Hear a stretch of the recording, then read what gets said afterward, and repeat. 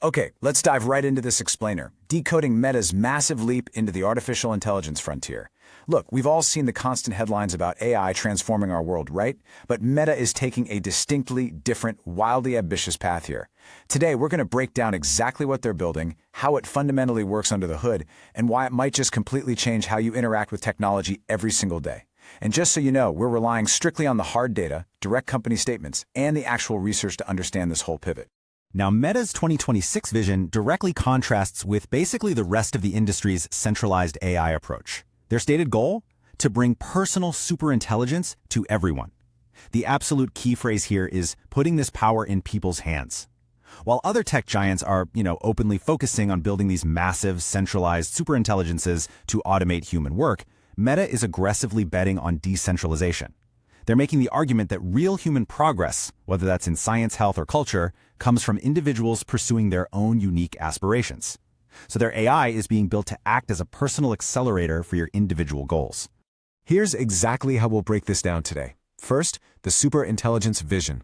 Second, evolution and core technologies.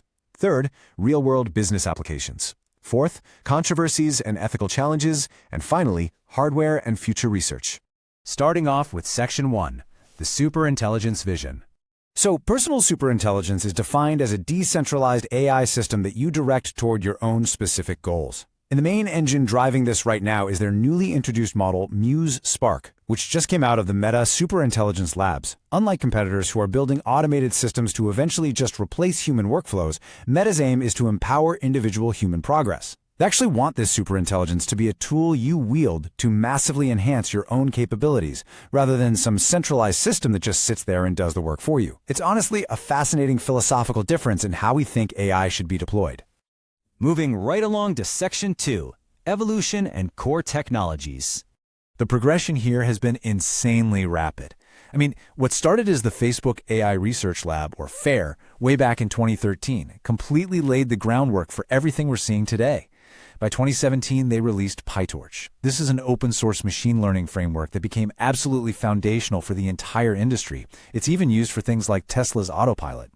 Fast forward to 2023, they launched the Llama model, stepping heavily into the large language model race. And now, here we are in 2026, seeing the introduction of Llama 4 and the Muse Spark models. It is just a staggering acceleration from foundational research to deploying actual consumer-ready superintelligence. Now, here is the absolutely crucial point, the massive technological shift happening under the hood. We're talking about moving from standard machine learning to meta-learning. Standard machine learning involves training algorithms on massive data sets to perform very specific tasks. But meta-learning? It's fundamentally different. It literally teaches AI how to learn. By using a process called neural architecture search, the AI dynamically generates and optimizes its own neural structures to suit whatever specific requirements you throw at it. So instead of being hard-coded for a single rigid task, the system optimizes its own neural pathways right on the fly. It makes it infinitely versatile. And this brilliantly illustrates the strategic difference when we compare Meta AI directly to a competitor like, say, ChatGPT. While ChatGPT operates primarily as a highly versatile standalone platform, a specific destination you have to go to, Meta AI is designed as a fully ecosystem-integrated assistant. It's baked directly into the search bars and chats of WhatsApp, Instagram, Messenger, Facebook, the whole shebang. It's designed to be completely omnipresent, offering contextually relevant, highly personalized assistance right where you already are, rather than forcing you to tab over to a totally separate application. Let's jump into Section 3, real-world business applications. Meta AI is already out there actively streamlining operations and functioning as this sort of invisible assistant across multiple sectors. In healthcare, it's being used to power virtual health assistants that totally streamline patient scheduling and billing. Over in law, it's assisting with heavy, tedious document review and data extraction, which frees up legal professionals to focus on complex strategy. In manufacturing, it's optimizing factory floor productivity and real-time collaboration. And in finance, these intelligent bots are handling all those routine transaction inquiries. Really, it's all about automating the friction right out of the daily workday. And this kind of adaptability translates directly to massive bottom-line savings. To put that into perspective, logistics companies deploying these models have actually minimized complex freight booking times by a staggering 50%, literally cutting it in half. When you give an AI the ability to adapt and learn through meta-learning, the time saved on routine admin or logistical tasks translates immediately into massive financial savings and pure operational speed. That brings us to Section 4, Controversies and Ethical Challenges. Now, to be completely clear, the timeline of Meta's AI development definitely includes several specific, well-documented controversies. Building a system this powerful doesn't happen without friction. For instance, back in 2022, their language model designed for scientific text called Galactica had to be withdrawn after just 3 days due to generating inaccurate and, frankly, racist outputs.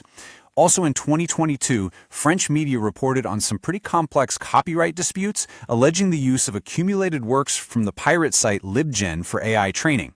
And more recently, in 2024, serious ethical and legal concerns were raised in Canada when the chatbot began summarizing news from various outlets without linking directly to the original articles or providing any compensation. These absolutely represent the very real growing pains and legal hurdles of training AI at this massive scale. Finally, let's look at Section 5, Hardware and Future Research. 51.2 teraflops. To ground all this incredible software in massive physical scale, Meta knew they couldn't just rely on off-the-shelf parts, so they designed custom silicon. Their MTIA V1 chips were designed specifically to handle their intense content recommendation algorithms. And get this, they operate at incredibly efficient 25 watts while delivering that 51.2 teraflops of processing power. When you're serving AI to over 3 billion daily active users across all your apps, having that level of physical hardware efficiency is just as critical as the software itself. Looking ahead, Meta's entire intellectual roadmap is built on 5 core research pillars. This is exactly how they plan to bridge the gap between digital AI models and the physical human world. First, they're focusing on perception, which means understanding images and video as actual entities, not just a bunch of pixels. Then there's communication and language for natural, seamless interactions. Third is embodiment and actions to help AI truly understand and act in the physical world, like through robotics or smart glasses. Fourth is alignment, which is absolutely crucial to ensure these models match human intent safely. And finally, core learning and reasoning to build architectures that can actually adapt and reason on the fly. A perfect example of this physical grounding in the real world is Project Fija 2. Instead of just training on endless amounts of text, this initiative trains AI directly on video. The whole goal here is to build a world model that achieves state-of-the-art visual understanding. Essentially, it allows the AI to perceive and predict the physical world much more like we humans do. It's a massive, massive step toward that perception and embodiment research pillar we just talked about. So as Meta continues to push the boundaries of technology, integrating highly personalized meta-learning AI into the very tools we use to communicate every single day, we're left to ask a really vital question. If this technology succeeds in putting the power of an adaptable learning AI directly in your hands, rather than keeping it locked up and centralized in a massive corporation's automated servers, how will it truly personalized superintelligence reshape your world? Think about it. Think about how it changes your work, your creativity, and all the daily friction in your life. Thanks for joining me for this explainer, and I highly encourage you to keep learning about these rapidly evolving systems because they're definitely not slowing down anytime soon.